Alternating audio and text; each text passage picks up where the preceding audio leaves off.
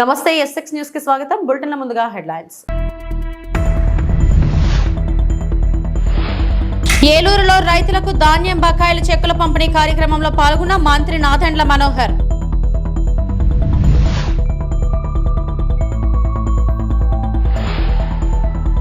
మాజీ మంత్రి జోగి రమేష్ కుమారుడు రాజీవ్ను అరెస్ట్ చేసిన ఏసీబీ అధికారులు. ఏలూరులో రైతులకు ధాన్యం బకాయిల చెక్కుల పంపిణీ కార్యక్రమంలో పాల్గొన్న మంత్రి నాదెండ్ల మనోహర్, ఎమ్మెల్యేలు, అధికారులు. గత జగన్ రెడ్డి ప్రభుత్వం రైతులను ముంచేసి పెట్టి వెళ్లిన 1674 కోట్ల ధాన్యం బకాయిలు రైతులకు అందజేత. చంద్రబాబు ఆదేశాలతో గత నెలలో 1000 కోట్లు, నేడు మరో 674 కోట్లు విడుదల. ఎన్ని ఆర్థిక కష్టాలు ఉన్నా రైతు శ్రేయస్సే ముఖ్యమని తలచిన చంద్రబాబు 85,000 మంది లబ్ధిదారులకు లబ్ధి చేకూరేలా 1674 కోట్లు విడుదల చేశారు. రామరాజు గారు జున్నూరు, బొబ్బిశెట్టి రామలింగేశ్వరరావు గారు పెనుమదం గ్రామం, బోడపాటి సత్యనారాయణ గారు కృష్ణాయపాలెం, రెడ్డి రవికుమార్ గారు కృష్ణాయపాలెం, అలాగే గారపాటి ప్రభుదాస్ గారు కృష్ణాయపాలెం, కాకర్ల సాయిబాబు గారు కృష్ణాయపాలెం, పుట్టా గణేష్ గారు కృష్ణాయపాలెం, గజ్జెవరపు సూర్యప్రకాష్ గారు కృష్ణాయపాలెం, గరిగబాటి రవిదేశి గారు కృష్ణాయపాలెం. వీళ్ళ వరకు వేదిక మీదకి ఇటు పక్కకు వచ్చి నుంచోవాలండి. వెస్ట్ గోదావరి నుంచి వచ్చిన వాళ్ళు. అక్కడ చెక్కు తీసుకున్న వాళ్ళు అటు పక్క నుంచి దిగిపోండి దయచేసి. అక్కడ చెక్కు తీసుకున్న వాళ్ళు అటు పక్క నుంచి దిగండి.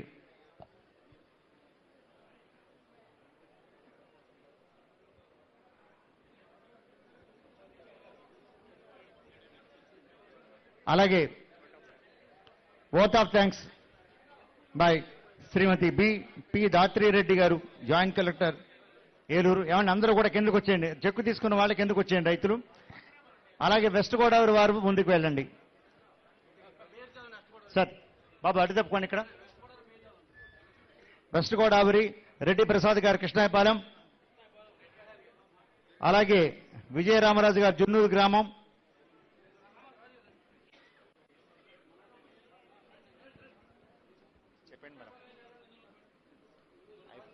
మాజీ మంత్రి జోగి రమేష్ కుమారుడు రాజీవ్ను ఏసీబీ అధికారులు అరెస్టు చేశారు. సిఐడి స్వాధీనంలో ఉన్న అగ్రిగోల్డ్ భూములను ఆయన మరికొందరితో కలిసి తన పేరిట రిజిస్ట్రేషన్ చేయించుకున్నారనే ఆరోపణలు ఉన్నాయి. దీంతో ఇవాళ ఉదయం నుంచి ఆయన నివాసంలో సోదాలు నిర్వహించిన ఏసీబీ అధికారులు రాజీవ్ను అదుపులోకి తీసుకున్నారు. అయితే కక్ష సాధింపుతోనే తనను అరెస్టు చేశారని రాజీవ్ ఆరోపించారు.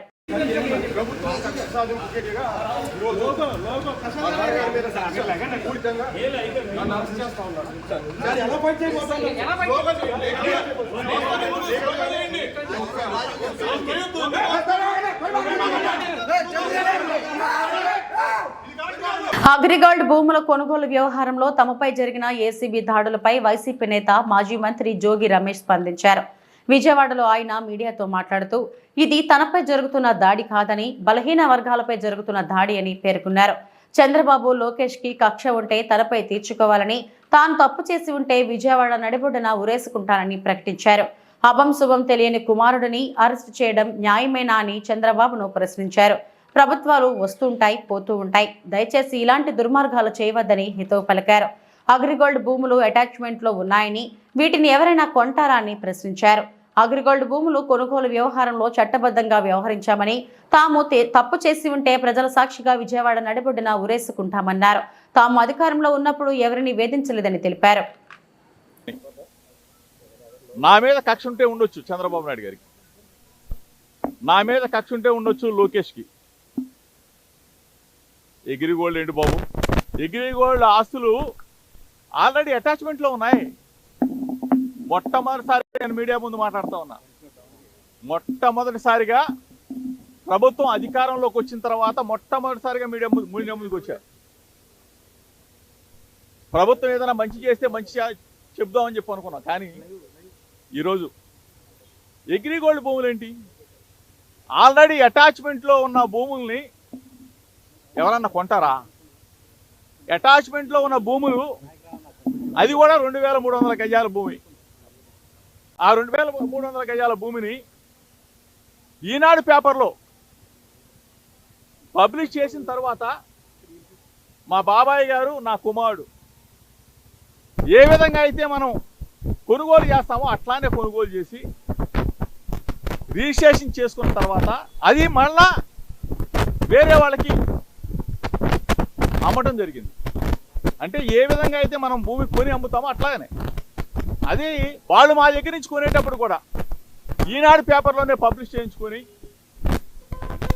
సర్వే చేయించుకొని అధికారులు ఇచ్చిన రిపోర్ట్ ఆధారంగా సబ్ రిజిస్ట్రార్ గారు రిజిస్ట్రేషన్ చేసి వాళ్ళకి అప్పచెప్తే ఇంతకన్నా దుర్మార్గం ఎక్కడన్నా ఉంటుందా చంద్రబాబు నాయుడు గారు? దయచేసి నేను మిమ్మల్ని అడుగుతా ఉన్నా, నా మీద కక్ష ఉంటే నా మీద తీర్చుకోండి. అంటే అభం శుభం తెలియని నా కుమారుడి మీద అమెరికాలో చదివి వచ్చాడు, ఎంఎస్ చేశాడు, డిలాయిట్లో జాబ్ చేస్తున్న నా కుమారుడి మీద మీరు ఈ విధంగా కక్ష తీర్చుకునే కార్యక్రమం చేయటం న్యాయమేనా, మీకు ధర్మమేనా అని అడుగుతా ఉన్నా. దయచేసి ఆలోచన చేసుకోమని అడుగుతా ఉన్నా. ప్రభుత్వాలు వస్తూ ఉంటాయి, పోతూ ఉంటాయి. మీరు అధికారంలో ఉన్నారు, దయచేసి ఒకసారి ఆలోచన చేసుకోండి.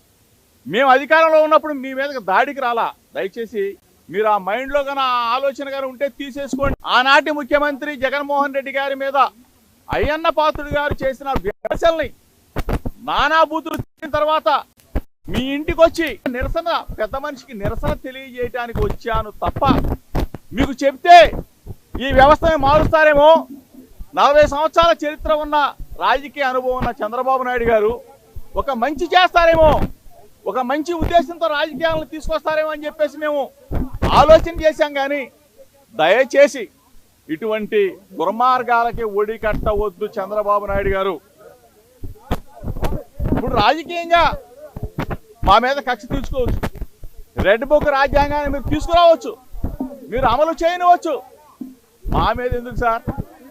మీరు 5 కోట్ల మందికి ఇచ్చిన, ప్రజలకు ఇచ్చిన వాగ్దానాలను ఆలోచించండి సార్. మీరు సూపర్ 6 మీద ఆలోచన చేయండి. ఆ సూపర్ 6 అమలు చేస్తే అందరూ కూడా ఆనందంగా ఉంటారు. అంతేగాని డైవర్షన్ పాలిటిక్స్ చేస్తూ అభం శుభం తెలియని పిల్లల మీద ఏంటి సార్ ఇది? దయచేసి మీకు కూడా పిల్లలు ఉన్నారు, నీకు కూడా పిల్లవాడు ఉన్నాడు. మీ ఇంటికి మా ఇల్లు ఎంత దూరమో మా ఇంటికి మీ ఇల్లు కూడా అంతే దూరం సార్. దయచేసి తెలుగుదేశం పార్టీ యావత్తుకు చెప్తా ఉన్నా, ఒక బలహీన వర్గాల వ్యక్తి జోగి రమేష్ కృష్ణా జిల్లాలో అంచెలంచెలుగా ఎదిగాడు. ఒక బలహీన వర్గాల వాడు, ఒక గౌడ కులస్తుడు ఎదిగితే హర్షించాల్సింది పోయి మీరు మా మీద కక్ష కట్టి మమ్మల్ని జైలు పాలు చేస్తే మీరు ఆనందం పొందుతారు. ఏంటి దుర్మార్గం? నిజంగా తప్పు చేసుంటే, నిజంగా మా కుమారుడు తప్పు చేసుంటే ఎమ్మెల్సీగా నామినేషన్ వేసిన మాజీ మంత్రి బొత్స సత్యనారాయణ విశాఖ జిల్లా కలెక్టర్ కార్యాలయంలో జిల్లా joint collector Mayur Ashok nomination పత్రాన్ని బొత్సతో పాటు సతీమణి ఝాన్సీ, మాజీ ఉప ముఖ్యమంత్రి బూడి ముత్యాలనాయుడు, నగర్ మేయర్ గొలగాని హరివెంకట కుమారి, మాజీ మంత్రి గుడివాడ అమర్నాథ్లు కలిసి అందజేశారు. 530 పైచీలక మాకు కోట్లు ఉన్నప్పుడు తెలుగుదేశం ఎమ్మెల్సీ అభ్యర్థిని బరిలో కూటమి పోటీ చేయడం ఏమిటని అన్నారు. ఎన్నికల ప్రజాస్వామ్యబద్ధంగా జరగాలని కోరుకుంటున్నానన్నారు. స్పష్టమైన మెజారిటీ వైసీపీకి ఉన్నప్పుడు టీడీపీ పోటీ ఎందుకు పెట్టడం వెనుక ఆంతర్యం ఏమిటని అర్థమవుతుందన్నారు. ఎవరో బిజినెస్ మెన్ తీసుకుని వచ్చి పోటీకి పెడతారని ప్రచారం జరుగుతుందన్నారు. బొత్స సత్యనారాయణ రాజకీయాలంటే వ్యాపారమా అని వ్యంగ్యాస్త్రాలు సంధించారు. మాజీ మంత్రి బొత్స సత్యనారాయణ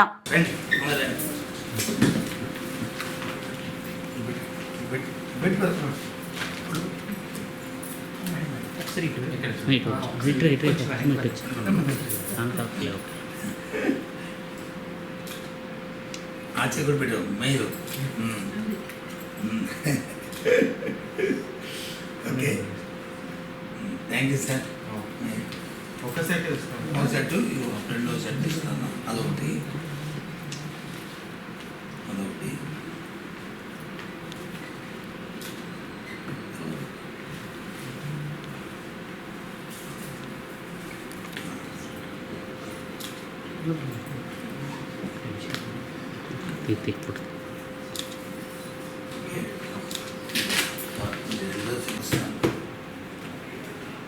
చూసుకుంటారు.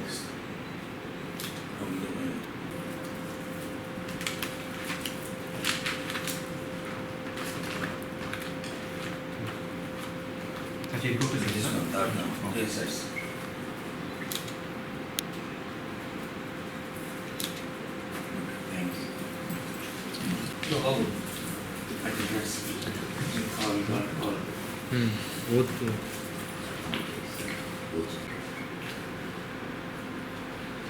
విశాఖపట్నంలో స్థానిక సంస్థ నియోజకవర్గం నుండి అనాథ వల్ల చనిపోయిన శ్రీనివాసరావు గారి అనాథ వల్ల 11/3/2024 ఖాళీన స్థానాన్ని భర్తీ చేయుటకు అభ్యర్థిగా ఎన్నిక కోసం నామినేట్ అయిన బొత్స సత్యనారాయణ అని నేను శాసనం ద్వారా స్థాపించిన భారత రాజ్యాంగం పట్ల వాస్తవమైన నమ్మకాన్ని విశ్వాసాన్ని కలిగి ఉంటానని, భారతదేశ సార్వభౌమత్వాన్ని సమైక్యతను కాపాడతానని దేవుని పేరిట ప్రమాణం చేస్తూ సత్యనిష్టాపూర్వకంగా ప్రతిజ్ఞ చేస్తున్నాను.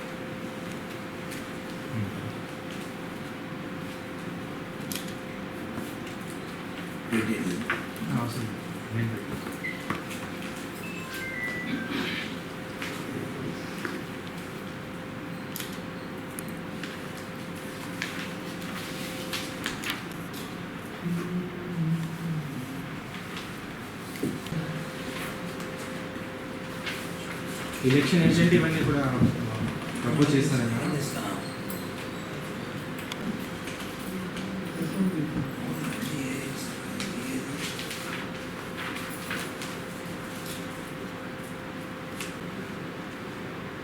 డాక్టర్ బిఆర్ అంబేద్కర్ కోనసీమ జిల్లా ముమ్మిడివరం నియోజకవర్గం కాట్రేనికోన మండలంలో ఫ్రెండ్లీ క్లబ్ సంస్థ ఆధ్వర్యంలో ఉచిత మెగా వైద్య శిబిరం నిర్వహించారు. ఈ కార్యక్రమానికి కాట్రేనికోన ప్రముఖ ఆయుర్వేద వైద్యులు ఆనివిళ్ల కామేశ్వరరావు ప్రారంభించారు. ఈ సందర్భంగా ఫ్రెండ్లీ క్లబ్ వ్యవస్థాపకులు ఆకొండి నాగ రవీంద్ర జోగయ్య శాస్త్రి మాట్లాడుతూ, నేటి సమాజంలో నాణ్యమైన వైద్యం అందక ప్రతి ఒక్కరికి నాణ్యమైన వైద్యం అందాలని మా ఫ్రెండ్లీ క్లబ్ ఈ ఉచిత వైద్య శిబిరాన్ని ఏర్పాటు చేశామని మీడియాకు తెలిపారు. 380 మందికి వైద్య పరీక్షలు నిర్వహించారు.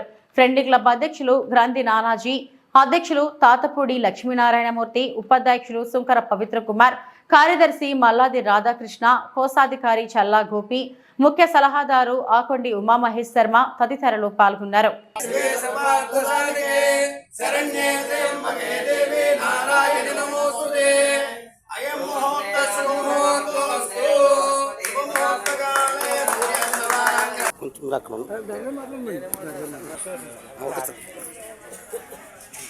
మంచి కార్యక్రమం చేస్తున్నారు. మరి ఉత్సాహవంతులు నుండి యువకులు సాయం ఉంది కనుక కార్యక్రమం విజయవంతం అవుతుంది. పేషెంట్లకు మనం ఏంటంటే డాక్టర్కి ఏదైనా చెప్పేటప్పుడు పూర్తి లక్షణాలు చెప్పగలగాలి.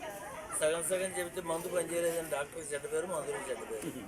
అలాగే డాక్టర్ కూడా పూర్తిగా తెలుసుకోవాలి. తవి నీరు వచ్చేదాకా తగినట్టుగా పూర్తిగా వాళ్ళ ఇంట్రాగేషన్లో తెలుసుకోవాలి. అది డాక్టర్ బాధ్యత. ప్రతి లక్షణం చెప్పాలి. దురద కూడా ముఖ్యమైన కడుపులో నెట్టుబడికి అది మనకు అంతే కదా అని ఒప్పుకోకూడదు.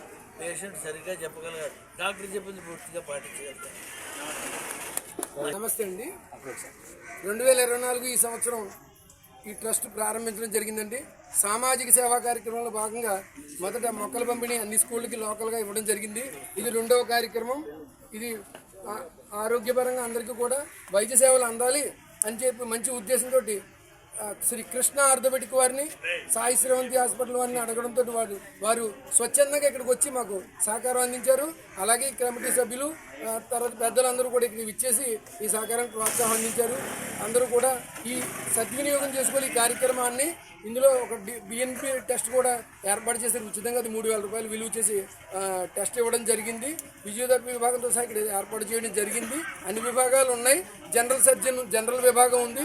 మీకు ఏ సమస్యలు ఉన్నా కూడా ఈ మొత్తం దాదాపు 18 మంది డాక్టర్లు ఇక్కడికి వచ్చారు. మనకి కార్యక్రమంలో మనకి సహకరిస్తున్నారు. చక్కగా మీరు అందరూ కూడా వినియోగించుకుని ఈ కార్యక్రమం విజయవంతం చేసి 10 మందికి ఆరోగ్యపరంగా ఉపయోగపడాలనే ఉద్దేశంతో ఈ కార్యక్రమం మొదలు పెట్టామండి. ఇక్కడికి వచ్చినటువంటి పత్రికా విలేకరులకి, మీడియా ప్రతినిధికి, పెద్దలకి, ఈ కార్యక్రమాన్ని ఇంత ఓపికతో నిర్వహిస్తున్నటువంటి ఫ్రెండ్లీ క్లబ్ సభ్యులందరికీ కూడా నా నమస్సుమాంజలి. ఇలాంటివి కాస్తంత యూత్ బయటకు వచ్చి చేసినట్టయితే చాలా ఉపయోగాలు ఉన్నాయి. ఎందుచేత అంటే కొంతమంది ఏం వైద్యం చేయించుకోవాలో తెలియక ఇంటి దగ్గర కూర్చున్న వాళ్ళకి చాలా కాస్తంత నడుచుకుంటూ వచ్చిన తర్వాత కొంత సేద తీరినట్టుగా ఉంటుంది. అందుచేత పైగా ఇక్కడ అందరినీ కూడా కేకేశారు. ప్రత్యేకంగా కాట్రేనికోన అంటే వైద్యానికి పెట్టింది పేరు. చాలా చోట్ల మొన్నటి దాకా కూడా ఇప్పుడు ఇక్కడికి వచ్చినటువంటి మా కామేశ్వరరావు గారి మేనమా కూడా కాట్రియన్ కోన వైద్యులు అని పెట్టుకున్నటువంటి మా ప్లేస్ ఇది కాట్రియన్ కోన. అంచేత ఇక్కడ వైద్యులు కేకేసి వైద్యం అందించమనేటువంటిది చాలా చాలా ముదాబాహం, చాలా ప్రశంసనీయమైనది అని మీకు. బంగ్లాదేశ్ లో హిందువులపై అరమోతాన్ని ఖండిస్తూ హిందువులపై జరుగుతున్న ఆకృత్యాలను నిరసిద్దాం, సోదరులకు బాసటగా నిలుద్దాం, ఓ హిందువా ఇప్పటికైనా మేలుకో, స్వార్థం వీడి సమరం సాధించకపోతే మిగిలేది బూడిదే అని గుర్తించుకో అనే నినాదాలతో నారాయణపేట జిల్లా కోస్గి మండలంలో హిందూ సంఘాల ఆధ్వర్యంలో పెద్ద ఎత్తున నిరసనల కార్యక్రమం చేయడం జరిగింది.